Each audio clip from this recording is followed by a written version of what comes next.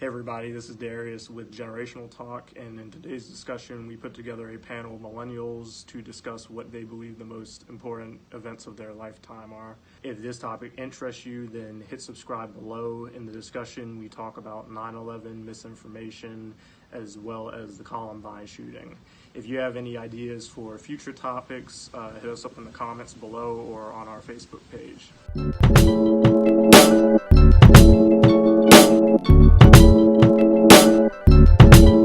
Phil Hunnicutt, 1981, Millennial. I'm Ryan Thomas. According to Pew Research, Millennial, born in 1981. Strauss and Howe, that would be 82. So I have one leg in this and another leg in 2X. Paul Jordan, 1981, according to Pew, 2 days younger than Ryan. Right there. That's right.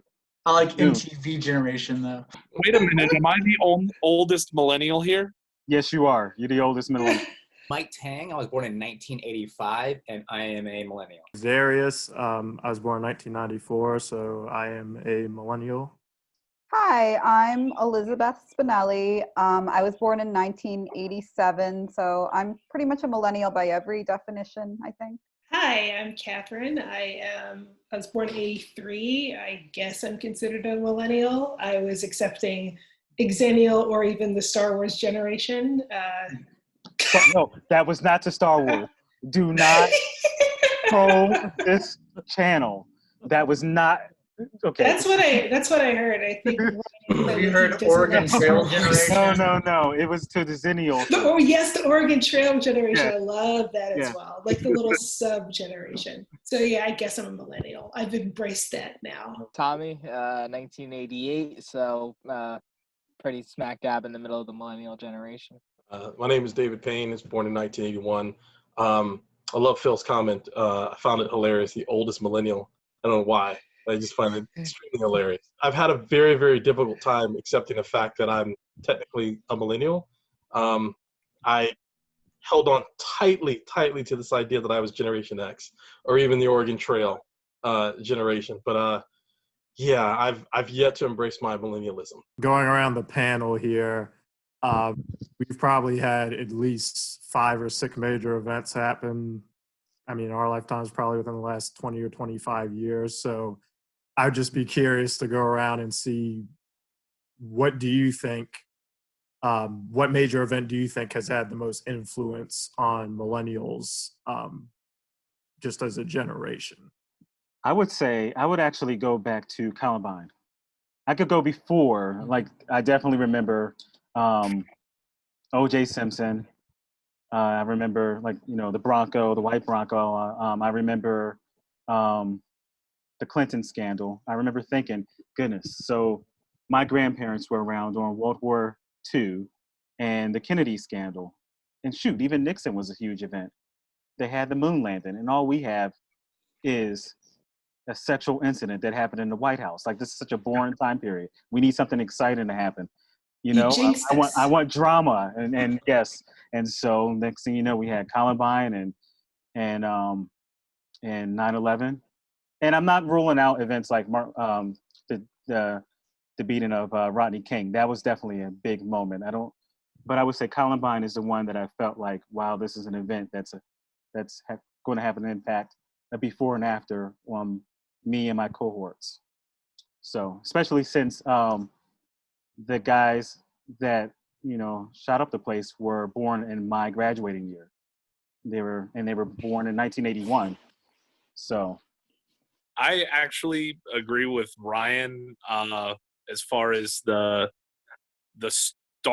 first major one was probably Columbine.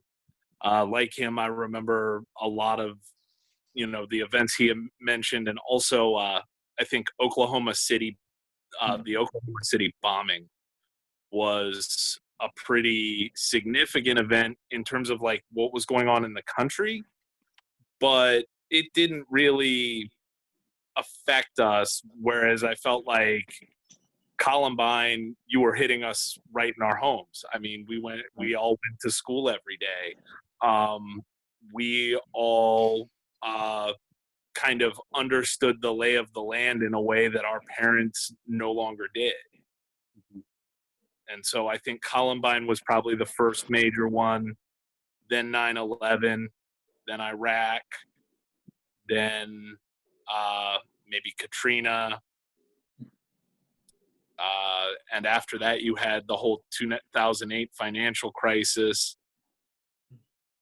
And since then, it's just kind of been like just a downward spiral of bad news. Of that group that you mentioned, what did you think was the most significant of that bunch? I think that the most significant was the 2008 financial crisis. And I think that because it changed the way that millennials on their most basic day-to-day, like their projection for what life was going to be like after that significantly changed. The first thing I remember, like, jaw-dropping on the news was the Oklahoma City bombing. My mom's from Oklahoma. She's in Oklahoma right now, actually. so that like hit pretty hard, and I found out about it like right before school, I think, and that hit hard. Columbine was a big deal because, yeah, like I'm the same age as the shooters, and we had shooting threats in my school. Like as a copycat, like the year after that, and so like I really had to consider like, what if this happens in my school? Whereas before that, you would never even consider it. One we haven't mentioned yet is the 2000 election with all the pregnant chads and Supreme Court rulings about who's president and all that, and that was like I felt like that was the first election I got to vote in. Mm-hmm. And so, and it's been just it rocky being ever kind since. of a mess. What's that? And it's been a mess ever since. I mean, Yeah, like vote or die. What was rock vote? But yeah, and then finally 9/11, I feel is the most significant in my life as far as like how it affected society in my eyes. The first event that I remember that really struck me was the death of Princess Diana. Yeah. Yeah, and I feel like, I don't know how significant that may have been, but I feel like it may have had a big influence on celebrity culture and how we view all of that. I might have to go with 9/11 as well. I just remember that day in itself was so like confusing and shocking. Mm-hmm. And I remember that day walking through school because we canceled early and just seeing kids crying in the corner, and no one knew what was going on. And then I ended up at my aunt's house after school and just seeing like the second plane hit, and then the towers coming down, and like all of that I think was so traumatic in a way. So believe it or not, I actually have very vague memories of being 3 years old and watching coverage of the Persian Gulf War in 1991. Like I remember my mom watched the news a lot. Sorry, my dog's barking in the background. But the first event that I would say, I remember like pretty much all the events that everyone here has covered, Oklahoma, Princess Di. I would say the first event that really affected my age group though was Columbine. I remember being in 6th grade, and there was a lot more talk about bullying then, and about like, you know, the effects of you know, like shunning certain people for being different. And so, yeah, I would say that affected, that was the first major event to affect my age group. But I would say the one that's affected my age group the most was probably the recession of 2008. I graduated from my undergrad in 2009.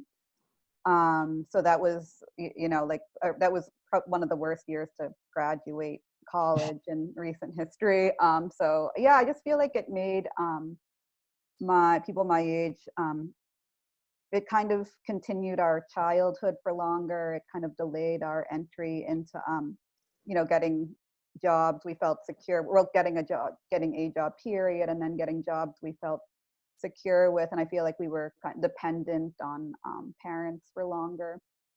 So yeah, that's definitely one that I think impacted my age group the most. And yeah, I actually think the current crisis going on, though, is also going to have a just terrible effect for people. Yeah. Right. So the first one that I remember, but didn't have an impact on me, was the first Gulf War, because I didn't understand it. I was like 8. Um, and then with a close second being Princess Diana, who I didn't know anything about until she died. And then seeing how that impacted it, just being interested or fascinated by how it impacted so many people in that way. Just me going like, I never knew her, but I feel bad, you know?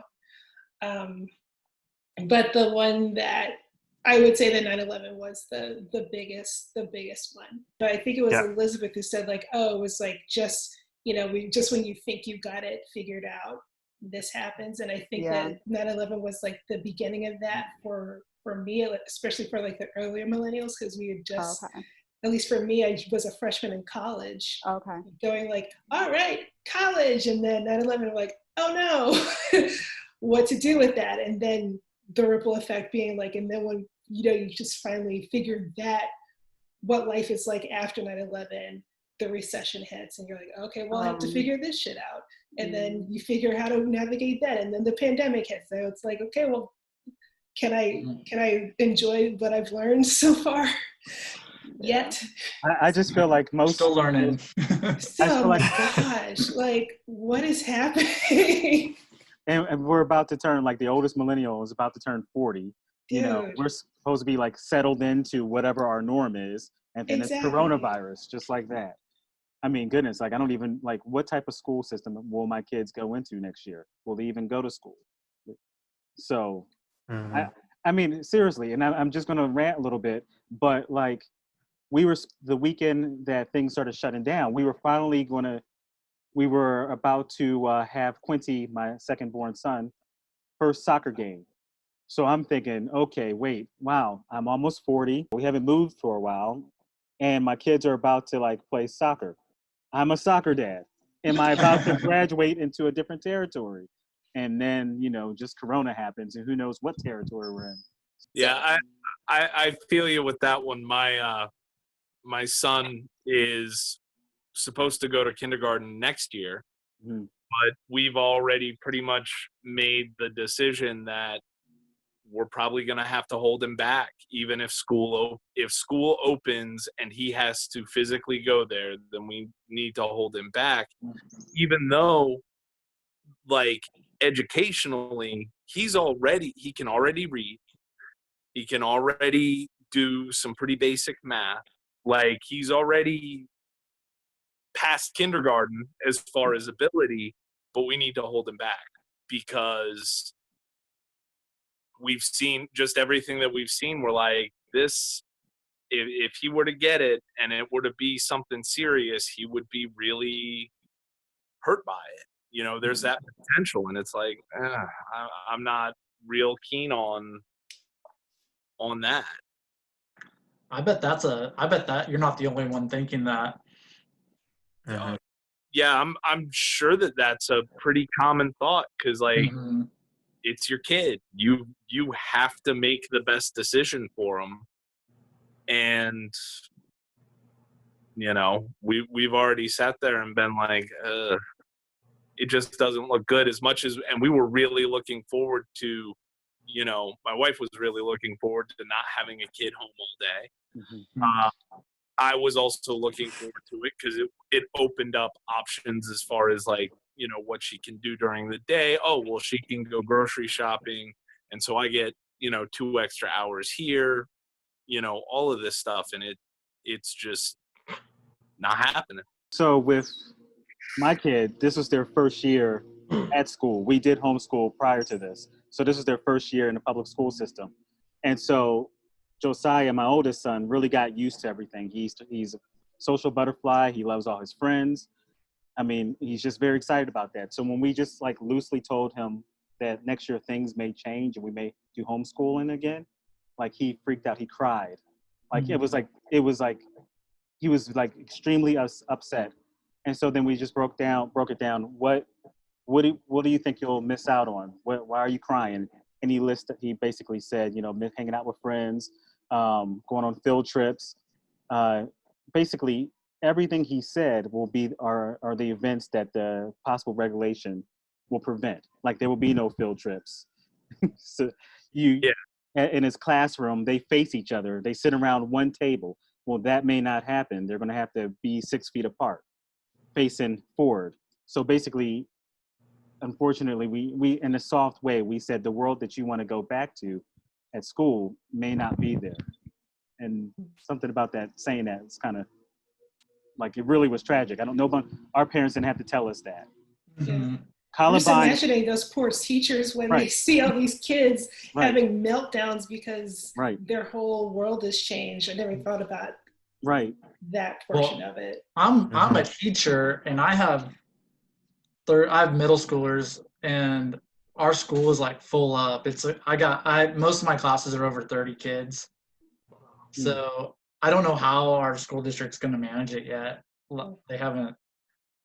I think it's going to be alternating days or something like that. I don't know, but it's scary.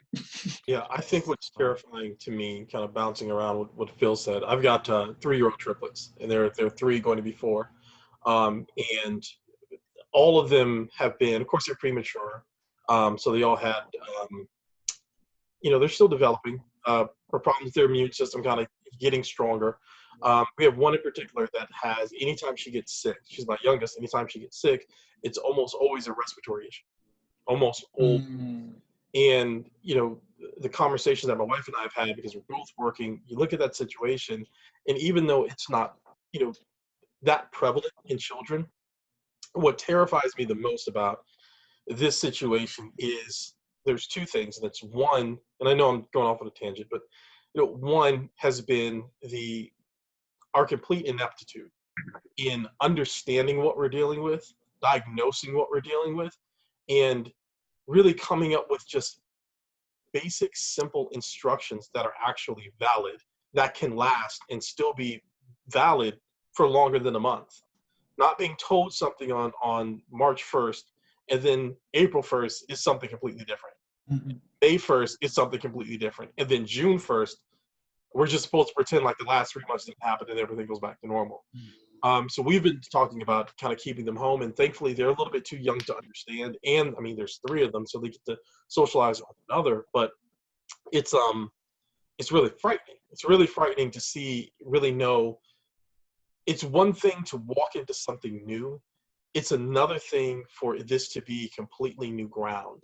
And I think going to what Paul was mentioning, the school board has no idea what they're doing. And I don't know where Paul is located, but we're located in Florida. Say the Florida school system has no idea what they're doing. Our leadership across the board. When I say that has no idea what they're doing, it means that they're continuing to try to evolve to meet the crisis that we're in right now, and that there's just not a plan for that. And the terrifying thing about that is the situation that our school board is in is the same situation that the majority of our jobs are in. It's the same situation that our country is in, our government is in. We don't have a cohesive plan, and we've been hit with a devastating haymaker where do we roll the dice and thinking that if we do the basic minimum that everything's going to be okay? Or do we really have to restructure the way in which we go about our daily lives in order to make sure that we're as safe as humanly possible? And I think there's so much discourse that's going on around there in the country right now about what the actual response should be, that it's a little bit terrifying because we don't know what this next step is going to look like. It's just amazing how our current crisis makes me think of 9/11. And then there's even parts of it, like the state and the local reaction and just the battle, that makes me think of Katrina. And then in 2018, we had the Parkland shooting. So it's almost like the same story happening over and over again, and just solidifying a cohort. And a lot of this stuff is in April. I don't know if you guys have noticed that there's a trend with April, not 9/11, but like Right. April and September, October yeah, a surprise. lot of school shootings are in April. I don't Yeah. know if the kid just had it or what. But Either in April or like right at the beginning of school, like in the mhm, fall Yeah. or something. yeah. Coming into adulthood years would be between 18 and 21 or 25. I feel like each Oh, it's moment, definitely bigger than that, I think. it's big. but- Well, yeah. Yeah. When Obama was elected as president in 2008, I was 27 and we were still considered part of the youth vote. So, Yeah. but the point is, like, I feel that like bracket. at every year of our life, every generation has milestones and big historical events. But the milestones that have happened for us are the types that have a clear before and after, like, oh, our world will never be the same. You know, so like with Columbine, you know, how many proms did that destroy? Yeah. And then Corona comes and just destroys everybody's prom. You know, I mean, prom is a little small event, but you get where I'm going with that. Yeah, if I could, I mean, I guess that kind of segues and kind of jump into my view of events. I think the very first one that impacted me was Hurricane Andrew, being in South Florida, and we evacuated. I lived in Fort Lauderdale, which is about an hour or so away from Miami, give or take 45 minutes.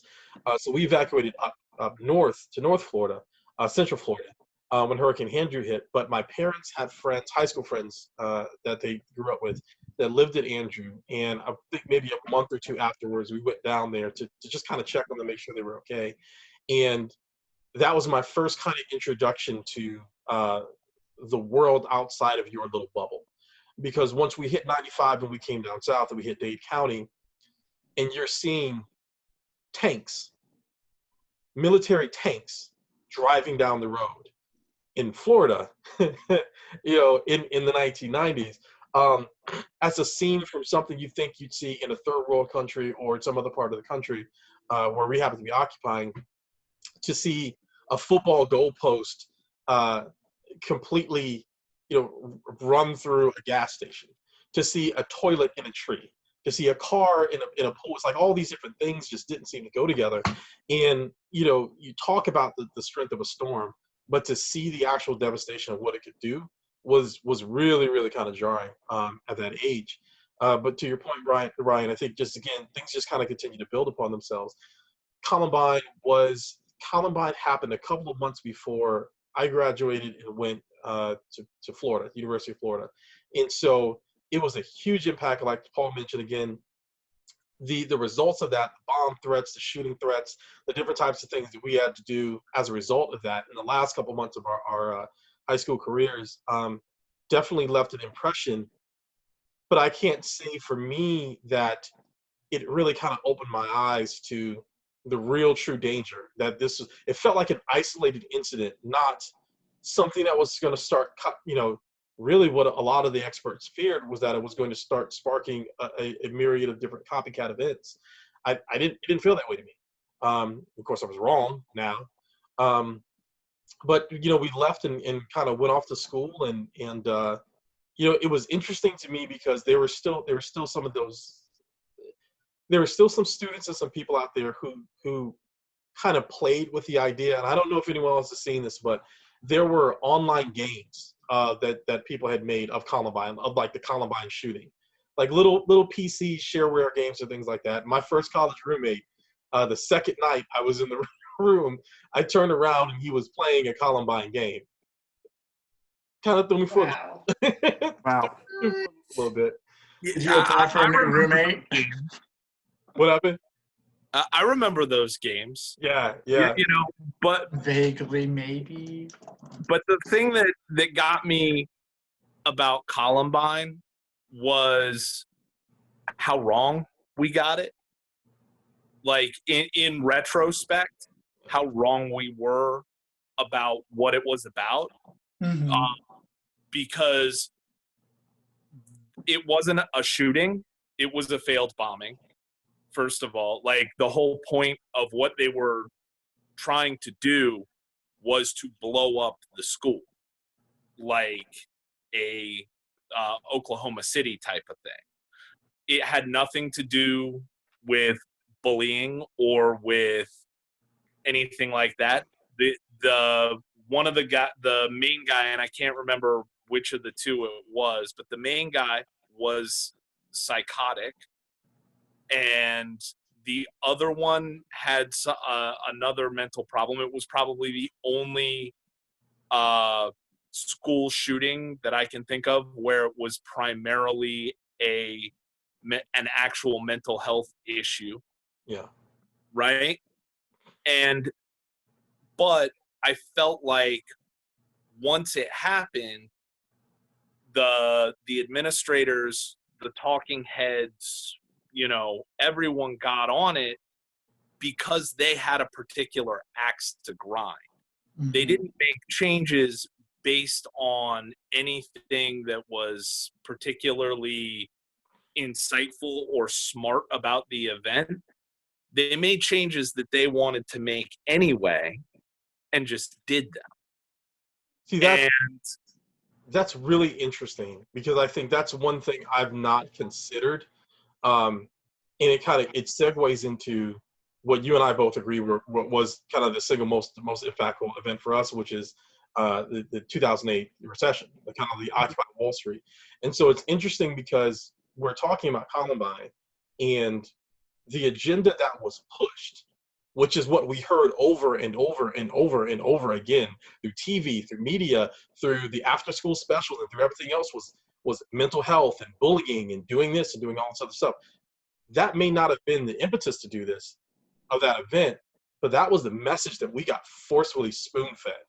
And for me, the interesting thing was, again, trying to draw that segue, is when I look at the Occupy Wall Street, I was in Charlotte at the time, and Ryan and I have had plenty of conversations about this, but to turn on the news and turn on TV, and I think I had just gotten into Reddit at that time, and to be on Reddit and to watch the video of hundreds of thousands of people marching down a U.S. street protesting what's happening, of not being able to go inside their banks and not being able to go do these other things, and then turn on the TV and see nothing for like 4 or 5 weeks. There is nothing, no coverage at all. Just, to me, that was and it was so funny, because I remember, again, Ryan, I remember talking to him. I'm up have to go to work at 7 o'clock in the morning, but I'm up 2, 3, 4 o'clock in the morning. I cannot stop watching this footage, because I cannot stop believing, or it's absolutely incredulous to me to believe that this is actually happening right now. And but see, that's the interesting thing about Katrina, or not Katrina. It's Corona. I'm glad you still brought up Katrina, because I had a thought about Katrina too, but yeah, Corona, go on. The interesting thing about Corona is that they can't set an agenda because there's nothing in this that they wanted to do already. Mm-hmm. There's nothing in here that works and matches the life you had before. There's no small change that you can make that somebody's going to be happy with. Yeah. It's all a bunch of stuff that's very, very heavy-handed. You have to change. Like when you were talking about, we got this information and then we got that information. The reality is that our response to this has been a by-the-book pandemic response, right? Like this is what George Bush and company formulated back in the day and hoped they never had to use. Yep. But it's the only thing we had. And now that we're having to use it,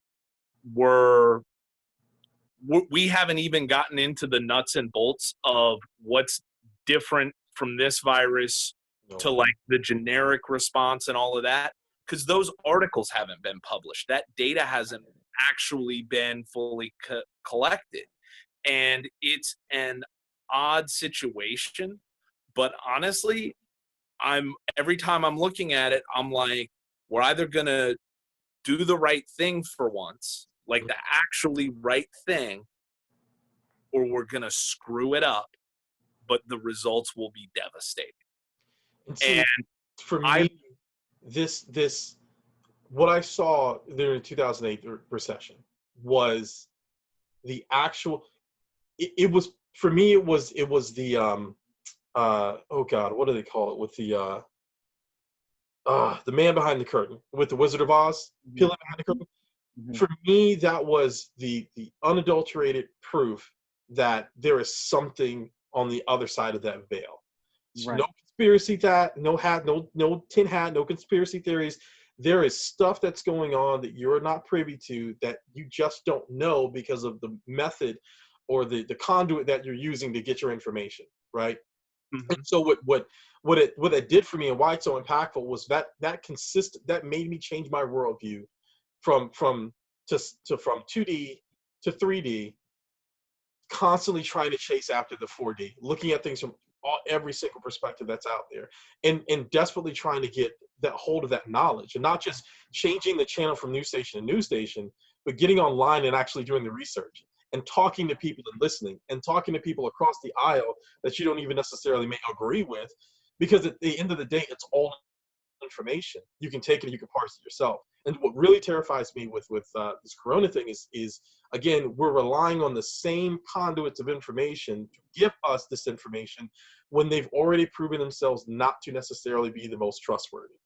Well, but when I'm talking about information, I'm talking about things like scholarly medical journals, because that's the only thing I'm going to be trusting in this environment is, someone who's a doctor or an epidemiologist who is studying what's going on. Because like there have been a few studies that have come out that are from China and from South Korea that are Americans who are studying the virus, and it's university funded, and they're just going in and looking at the way things have happened and the way things have panned out. Yeah. And I mean, even that though, you can't, like, that data just came out. Mm-hmm. You can't really like make decisions on it yet because analysis takes time. Number collecting, all that stuff takes time. And so we're really just going on like basic disease fighting 101. Yeah. And man, things will change based on like what we know and what we find out. But don't expect it to be that radical a change, from what we are doing right now, because you fight you fight a shooting war the same way you fight every shooting war. You fight a disease the same way you fight every disease. There are minor little changes here and there are tweaks, but this is what we do now. So the first event that I really remember was the Oklahoma City bombing. And I'm trying to think, because I would have been 6 at the time of Waco, and I don't know why I don't remember that one. But for whatever reason, at the time that it happened, I wasn't, even though my family always had the news on all the time, I, for whatever reason, wasn't really aware of that one. But Oklahoma City, when that happened, that was, and I can still remember, like, vividly, like, seeing, like, Nichols and McVeigh when they were at the different times that they were getting arrested, and the news showing them, going in and out of places. Yeah, I'm Tommy, sorry? let me ask you, I have a question for you on that. Yeah. Since that one really had an impact on you, at what point did you realize that those guys were at least adjacent to white supremacists? I think pretty early. I'm like, my understanding at the time was that they were white supremacists. I didn't really understand the anti-government angle until a little bit later. Okay. The first impression that I had of them was that these were like skinheads or something, or adjacent to skinheads. And white supremacy. That's interesting, because I was also really young at the time. I was 7, so I didn't have the I didn't even know any of that, the behind the scenes. There's so many of those events that, I mean, I knew that, this happened, but I didn't know the mechanics. I didn't know what like the details of why it happened behind the scenes. I just knew that there was a bombing. I didn't know it was connected to white supremacists. So That I didn't know that. that's just interesting I to didn't even me. know it was connected to Waco. Doesn't it have a connection to Waco? It was supposed to be a response to Waco. Yeah. Mhm. Timothy McVeigh was like passing out anti-government Yeah.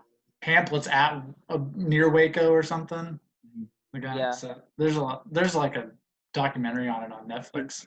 But that's why I start my events with Columbine, because while I remember so many things, shoot, I remember Berlin Wall, but from my point of view, I just saw a bunch of like teenagers, tearing down the wall. I'm like, why are they vandalizing? What is this all about? Why is everybody cheering? They're bad kids. We're supposed to like this stuff, and it's on, Yeah. and MTV is playing it. It's So those punks.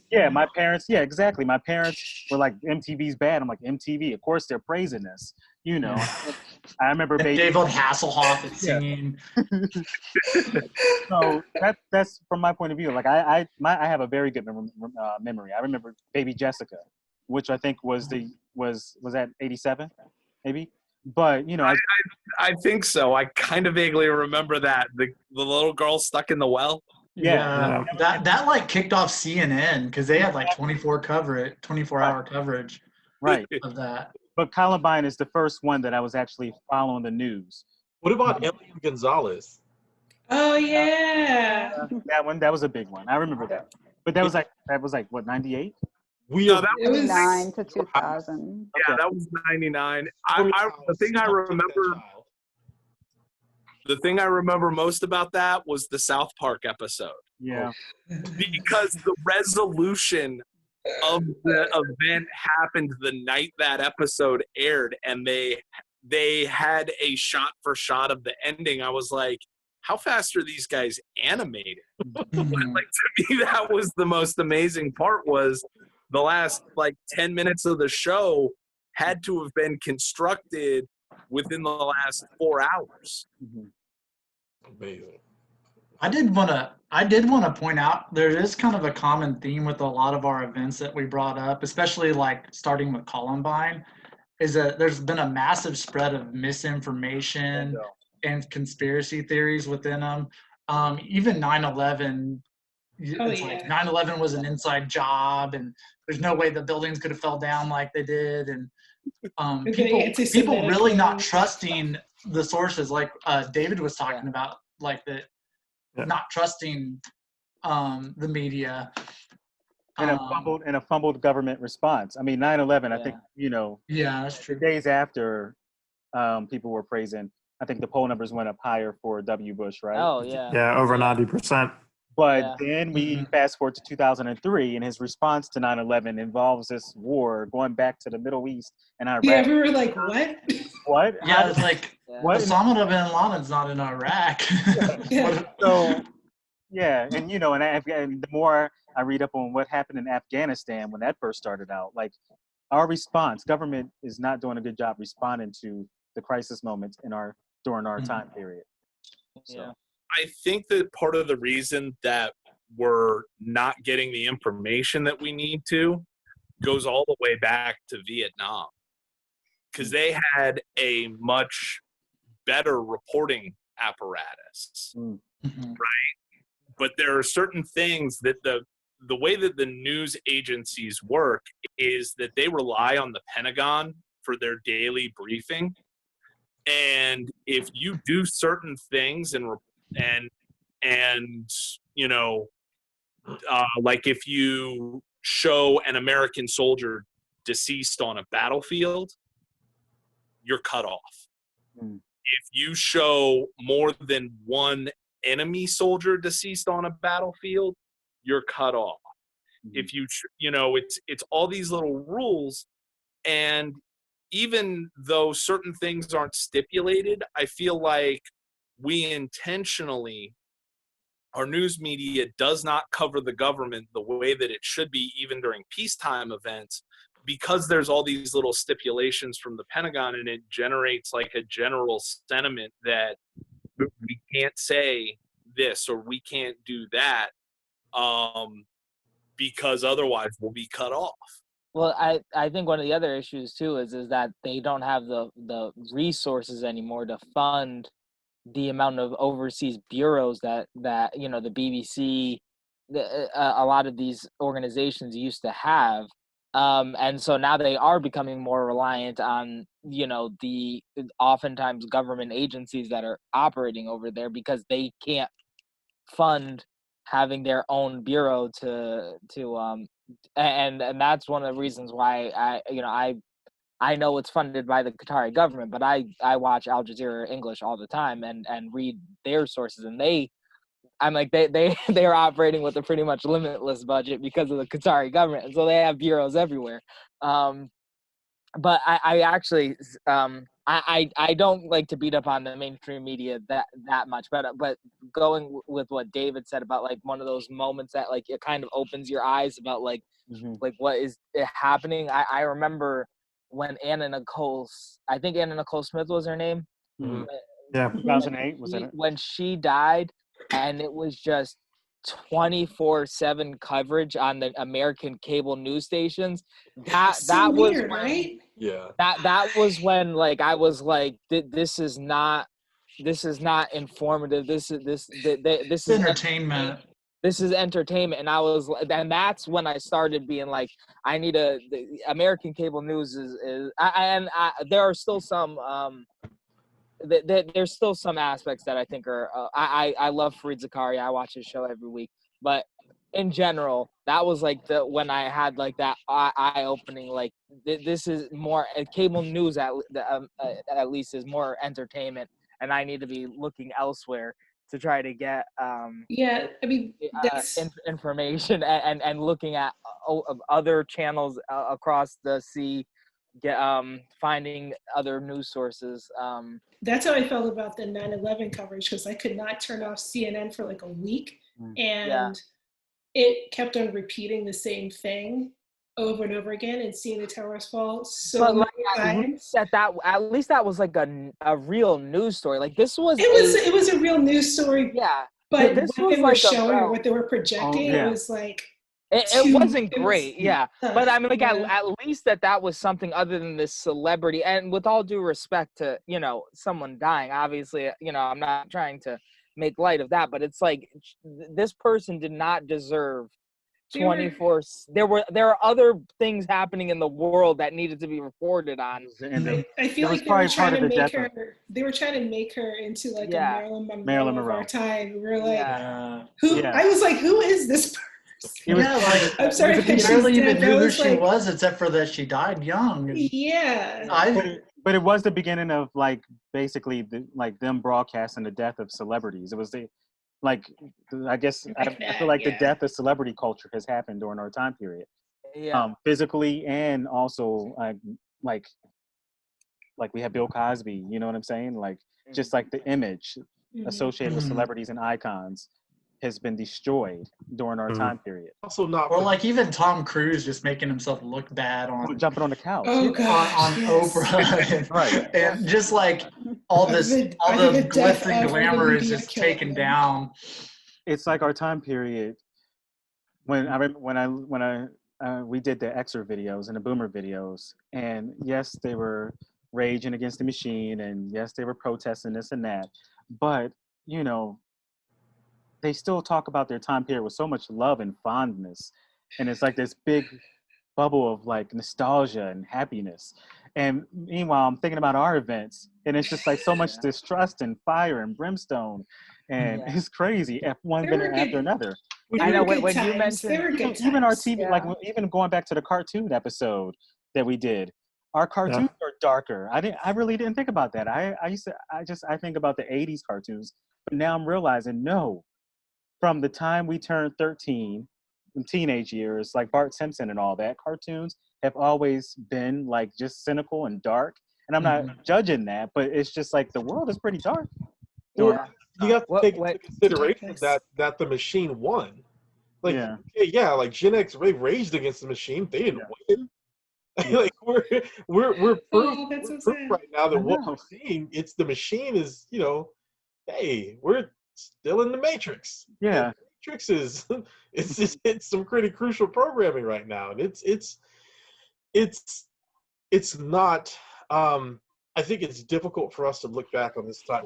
It will be difficult for us to look back at this time period, especially right now, looking back on our youth and seeing, because you literally had so many different things that are coming up. we're having a conversation about, what was your most impactful, event that happened, right? Well, the fact that we can't go 3 or 4, even 5 years without having another crisis event coming in some way, shape, or form is pretty telling. Kind of where we are right now. And I think our art, our media, our music, all of those are reflections of that. And I think, again, even the way that we receive our news, I think the Daily Show and Last Week Tonight, which I know are not great resources, but both of them do this fantastic bit where they take local news, and they'll take one local news story and they'll show it. And then they'll take another broadcast in another part of the country, and they're reading from the same script. And then the ones reading from the same script, and all of a sudden you get Sinclair Media. That is a scary, scary part, but it's a constant influx of, and I don't know who still watches kind of like the local news, but if you're watching the local news, you're gonna get the same placated message all the way throughout. If you're watching cable news, American cable news, you're going to get one of two versions. You're going to get a CNN version, you might get a Fox version, right? When we take ourselves, like Tommy was mentioning, we take ourselves to the international media, again, you might get a different flavor, but you still have to be mindful of the source. I think Phil was making a good point too. I think going back to Vietnam, I think we all took our eyes off of what journalism died. Journalism was then replaced by media news, or just news, because news is not necessarily journalism.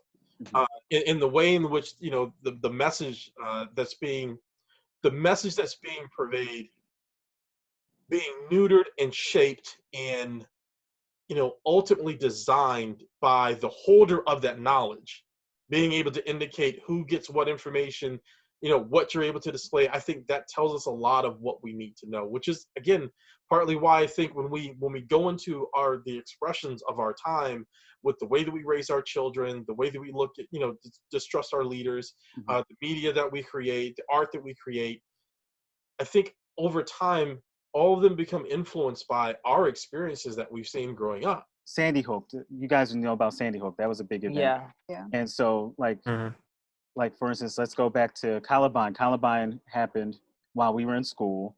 And I think around Sandy Hook, 1981ers, the first wave of millennials, were finally starting to have kids. And then next thing you know, Sandy Hook happens. Like the whole shooter thing, now it goes out of the high school and it enters the world that our little babies, our kids are in. And then, so the reason why I'm bringing this up is the conspiracy theories. The ones surrounding Sandy Hook are the ones that really trouble me the most. And the invention of the crisis actor, that's the first time I started hearing about that.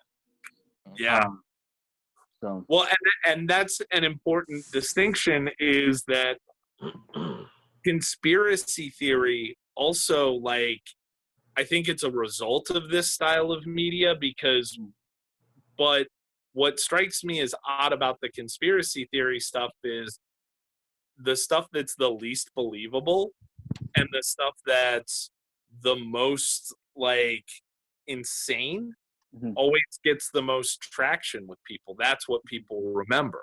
Yeah, and then what does it solve? What does it solve if they're it doesn't solve the issue. Yeah, all this That's what bugs me about these conspiracy theories. You're not solving anything. You're just saying. But it's easy. It's easier to solve if you think that all the problems in the world are attributable to 5 reptilian aliens who are in human form. You're pretty much just dismissing any responsibility or saying nothing I can do. I think that's a lot of what people want to do. I mean,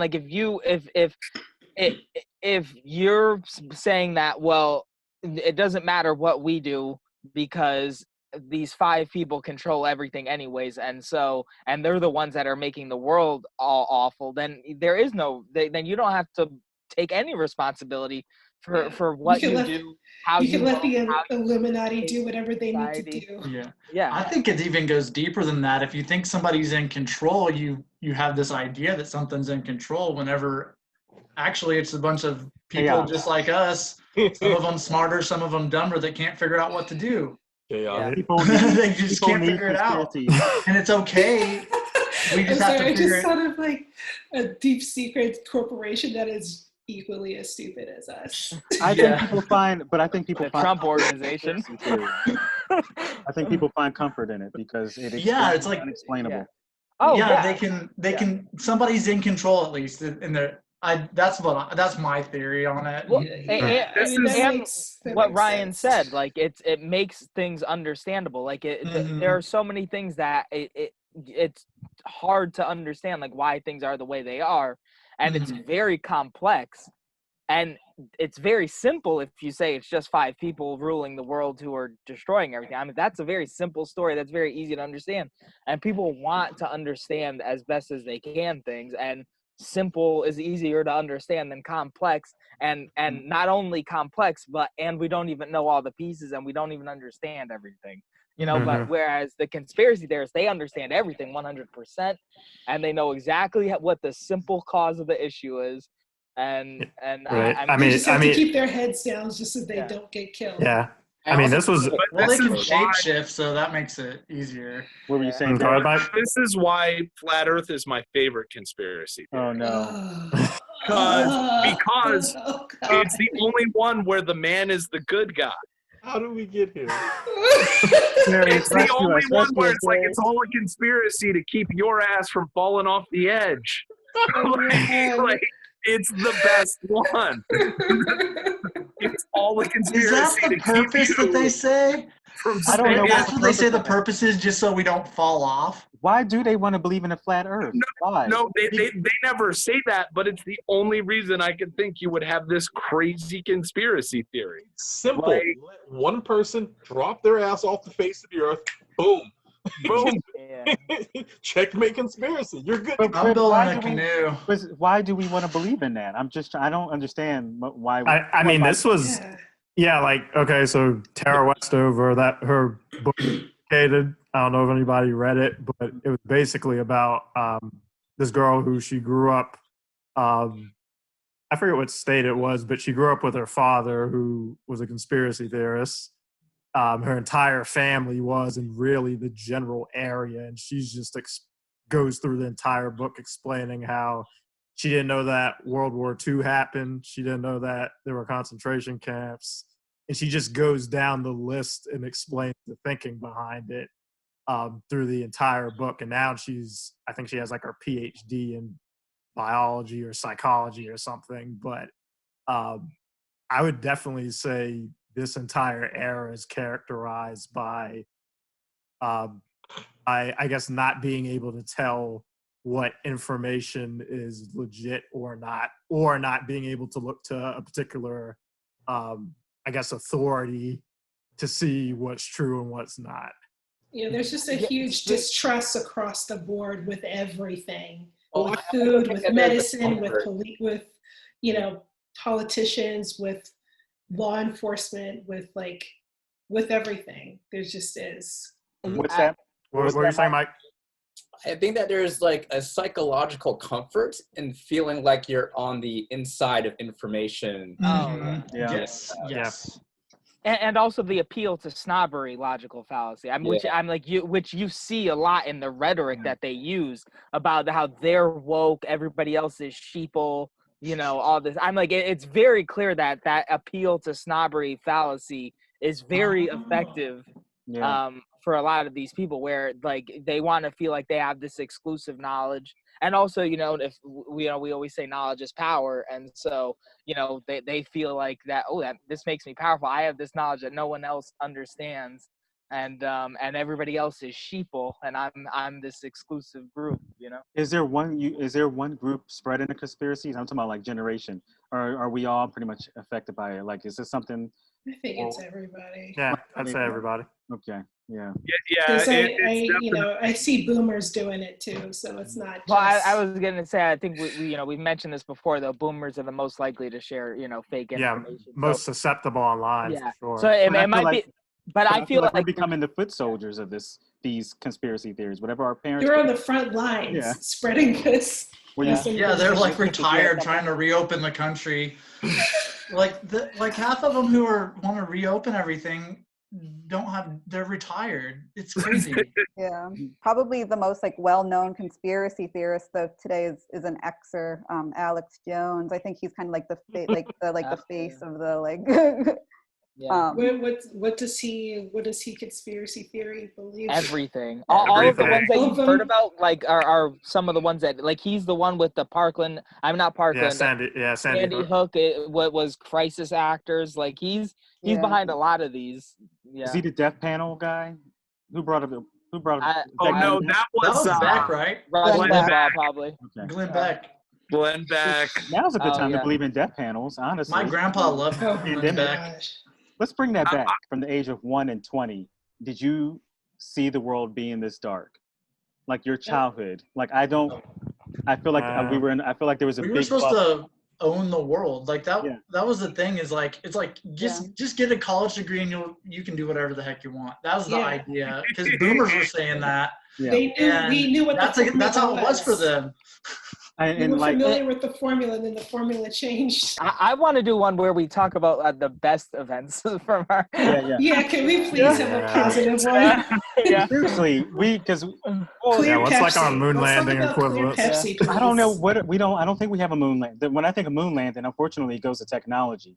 I think about. Yeah, I mean, it's funny. I did the iPhone, like those are. Yeah, cool. we have. Piracy. We have the iPhone. We have Wi-Fi. Because those are little. You just go through like just music piracy because there's a whole system for that. Oh yeah, no, I remember getting Napster for the first time. It was amazing. The Pirate Bay. Always looking over your shoulder though, because you thought the FBI was going to come in. I didn't like in those early days, like because I was into it. Like, I think I got Napster within my first semester of college. I had Napster in 1999. And so it was just, like, the legality and the copyright aspects of it didn't even dawn on me. No. So basically. So you're just like, it was just like free love, like 1960s, no glove, like. That was such a beautiful period. The early days of, like, the internet when YouTube first came out. Oh man, college thing. It was such a beautiful. See, this needs to be an episode. Next episode highlights. Yeah, it does because like I'm thinking about it. I remember downloading like weird stuff. Like there was an Aquabats versus Gwar radio segment that was 19 minutes long, right? And I remember sitting there being like, "How big is this file gonna be?" Like and how long is it gonna take to download? Because my connection was a college like T3 connection, but theirs was like 56K. So it took weeks to get this stupid MP3 downloaded. Wonderful. And once I had it, it was great. It was worth. Leaving my computer on for weeks to catch it. Man. So who's going to come back for the happy moments? Because this is a very dark. I like positivity. Yeah, I'm down with talking about internet piracy and. I noticed our happy moments are probably when like we're poking holes into the system. I'm thinking about Snowden. Yeah. Like I think that's definitely one of us generational. Yeah. I mean, I loved super gluing Legos to my school wall and stuff like that. Such a rogue generation. Carlson Howell call us civics, but I think we're roguish. That's another episode. I don't know. Yeah. So, all right. Thank you. Take it easy, guys. All right. All right. Thanks, guys. Bye.